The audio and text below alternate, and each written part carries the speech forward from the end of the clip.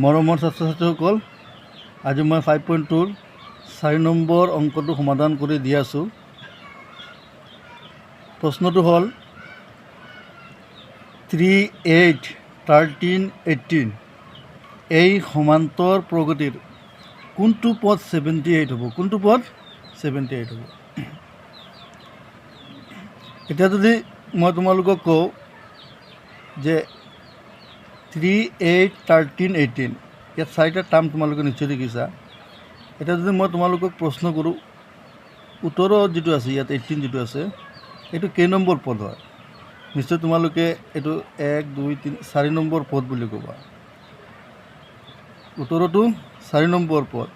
সেইটো হিচাপত এই প্ৰগতিটোৰ একেবাৰে শেষত যিটো পদ আছে এই পদটো কি আছে? 78 আছে। কি আছে? 78। তে এই 78 পদটোৰ পজিশ্যনটো কি, মানে কোনটো পজিশ্যন আছে, মানে কোনটো নাম্বাৰটো কি হ'ব, কেই নম্বৰ পদ হয়, এইটো আমি উলিয়াম। এটা মই সমাধান কৰি দি আছোঁ, চাই লোৱা। তোমালোকে নিশ্চয় জানা ইয়াত প্ৰথম পদটো আমি এ হিচাপত লিখোঁ। 1 কিমান? 3। প্ৰথম পদ 3। সাধাৰণ অন্তৰ ডিফাৰেঞ্চ যিটো আছে, ডিফাৰেঞ্চ পৰৱৰ্তী পদ বিয়োগ পূৰ্বৱৰ্তী পদ। সমান্তৰ প্ৰকৃতিটো কমৰ পৰা বেছিৰ ফালে গৈ আছে। 3ৰ পৰা 8 হৈছে, 8ৰ পৰা 13 হৈছে, 13ৰ পৰা 18 হৈছে। তাৰমানে প্ৰতি দুটা পদৰ মাজৰ গেপছটো হ'ব কি, ডিফাৰেঞ্চটো কি হ'ব? 8ৰ পৰা 3 গ'লে কিমান হয়? 5। এইটো 5 বুলি লিখা। ইয়াত এন এবচেণ্ট যিটো আমি উলিয়াম, আৰু অন্তিম পদটো হৈছে 78। এতিয়া তোমালোকে এনতম পদৰ সূত্ৰটো নিশ্চয় জানা, এইটো লিখা। এনতম পদৰ সূত্ৰটো হৈছে a plus n-1 whole into d equal to n। এইখিনিতে মই এটা কথা উল্লেখ কৰিব পাৰোঁ, কোনোবাই যদি nটো আগতে লিখা কোনো অসুবিধা নাই, যিহেতু এনৰ মান দিয়া আছে 78, গতিকে আমি সমান চিহ্নৰ সোঁফালত লিখিলোঁ সুবিধাৰ কাৰণে। এতিয়া মানখিনি আমি বহুৱাই দিম। ইয়াৰ মান আমি কিমান পাইছোঁ? 3। এন ইয়াত এবচেণ্ট আছে।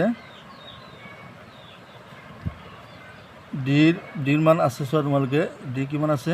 5। এন কিমান? 78। এতিয়া বাওঁফালে থকা সংখ্যাখিনি আমি এটা এটাকৈ সোঁফাললৈ লৈ যাম। এইটো পক্ষান্তৰ কৰিম আমি। n-1 হোল ইনটু 5 ইজিকেল, প্ৰথমতে মই 3টো সোঁফাললৈ লৈ আহিছোঁ, প্লাছ 3 মাইনাছ হৈ যাব। এতিয়া চোৱা n-1 হোল ইনটু 5 এইটো লিখি সমান চিন দি 78ৰ পৰা 3 গ'লে এইটো আমি বিয়োগ কৰিম। বিয়োগ কৰিলে কিমান থাকিব? 75 থাকিব। এইটো লিখিলোঁ। ইয়াৰ পিছত মই প্ৰথমতে n-1 লিখি এতিয়া 5টো লিখিম। এই সংখ্যাটো 5টো ব্ৰেকেটৰ লগত পূৰণ হৈ আছে। আমি সোঁফাললৈ লৈ আহিলে হৰণ হ'ব। ইয়াৰ পিছত লিখা তোমালোকে n-1 ইজিকেল, এতিয়া 5 75ত কেইবাৰ যায় নিশ্চয় তোমালোকে জানা। এইটো 5ৰ 15 গুণ কি হয়? 75 হয়।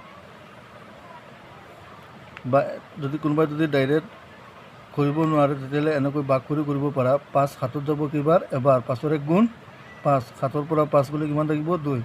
5 5 গুণ 25। এতিয়া আমি কিমান পাইছোঁ? এতিয়া 15 পাইছোঁ। n-1 is equal two 15। এতিয়া -1টো আমি কি কৰিম? সোঁফাললৈ লৈ যাম। -1 লৈ গ'লে কি হ'ব? +1 হ'ব। টোটেল কিমান হ'ল? 15 আৰু 1 কিমান হ'ল? 16। এতিয়া আমি পাই গৈছোঁ 78 ষোল্লতম পদ হ'ব। 78টো এই প্ৰগতিৰ 16তম পদ হ'ব।